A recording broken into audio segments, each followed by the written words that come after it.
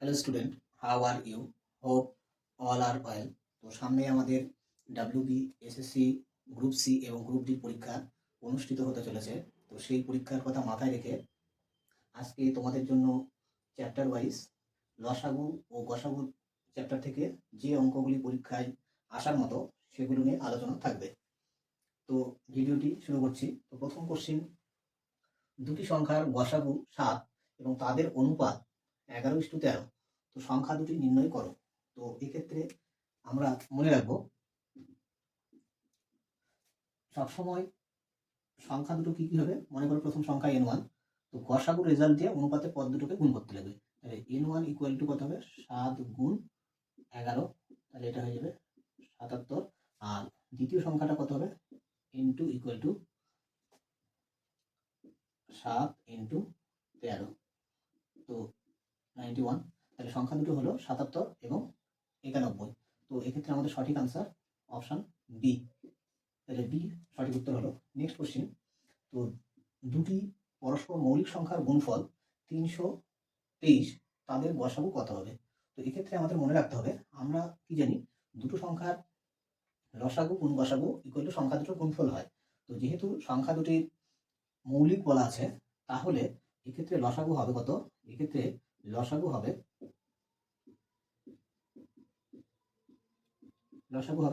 সংখ্যা দুটোর গুণফল। তো মনে করো সংখ্যা দুটো n1 আর একটা সংখ্যা n2। তো যেহেতু সংখ্যা দুটো পরস্পর মৌলিক, তাহলে সেক্ষেত্রে আমাদের লসাগুটা এই সংখ্যা দুটির গুণফল যেটা সেটাই হবে। তাহলে এক্ষেত্রে 323 সঠিক উত্তর। তাহলে সঠিক উত্তর আমাদের 323, অপশন সি।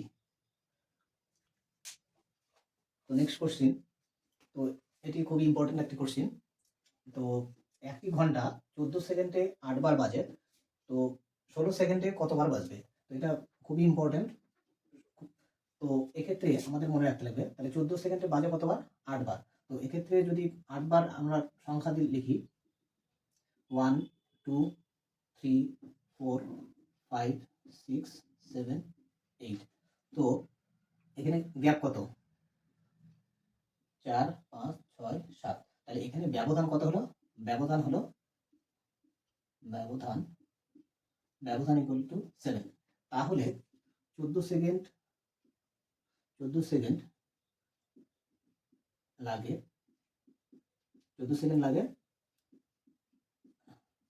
7টি ব্যবধানের জন্য।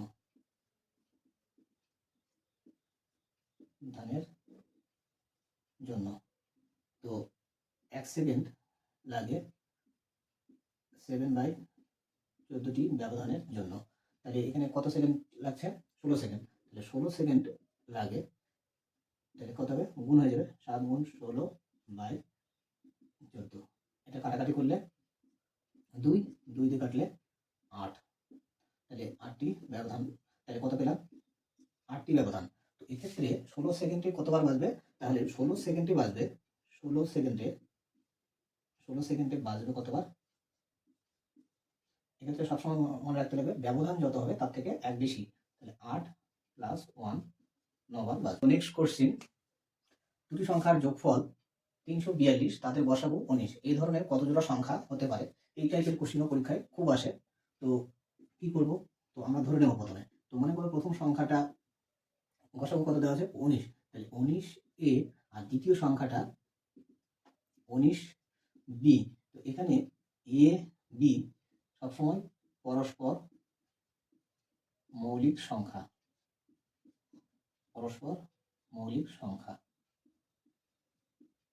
এবার কোশ্চিনে কি দেওয়া আছে? তাদের যোগফল, মানে 19a প্লাস 19b, এই যোগফলটা কত? 342। 19a plus 19b 342। তাহলে এক্ষেত্রে 19 কমন নাও, তাহলে a প্লাস b 342। 19 দিয়ে কাটলে এটা 18 বার যাবে। তাহলে কি পেলাম? a plus b equal to 18। তো এক্ষেত্রে আমাদের বের করতে হবে কি? এ বি এমনভাবে চয়েস করতে হবে যাতে তাদের যোগফল 18 হয়। তো এ মনে করো 1 নিলাম, বি নিতে হবে 17, এটা পরস্পর মৌলিক সংখ্যা।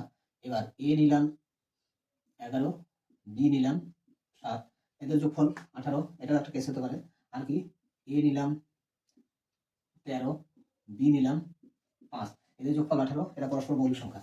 তাহলে 3 ধরনের পসিবিলিটি হতে পারে। তাহলে 3 জোড়া সংখ্যা হতে পারে।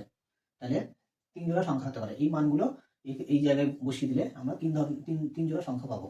তাহলে সঠিক আমাদের উত্তরটা হবে অপশন এ। তো নেক্সট মোস্ট ইম্পর্টেন্ট অঙ্ক।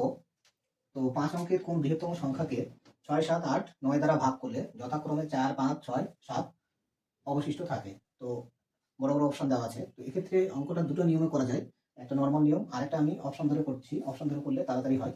তো আমরা কি করব, প্রত্যেকটা সংখ্যা থেকে যেগুলো ভাগশেষের কথা বলা আছে সেগুলো বিয়োগ করব। তো সবগুলো বিয়োগ করতে হবে না, প্রথমে আমি মনে করো 4 ভাগশেষটা বিয়োগ করব। তো 4 ভাগশেষ বিয়োগ করে 6 দিয়ে বিভাজ্য হচ্ছে কিনা চেক করব।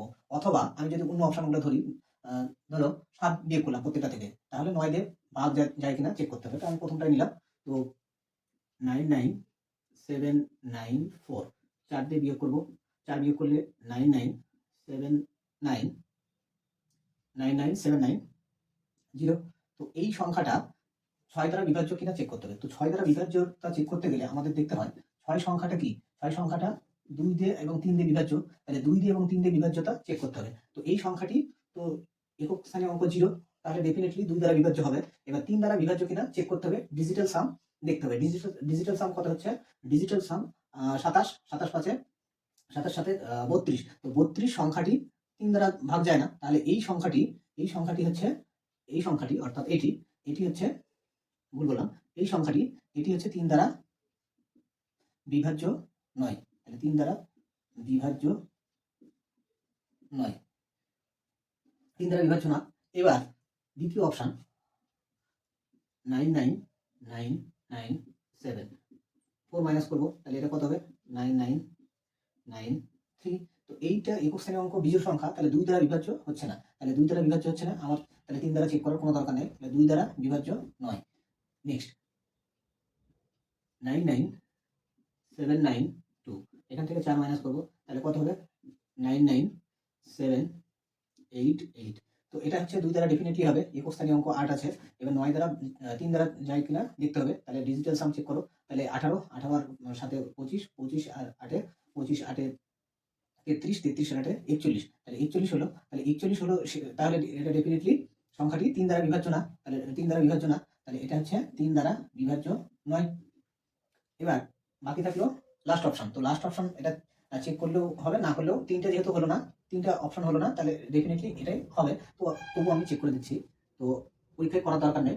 99790, এক্ষেত্রে 4 মাইনাস করো। তো 4 মাইনাস করলে কত হবে 99786। তো এই সংখ্যাটি ডেফিনেটলি হচ্ছে 2 দ্বারা বিভাজ্য, একক স্থানীয় অঙ্ক জোড় আছে।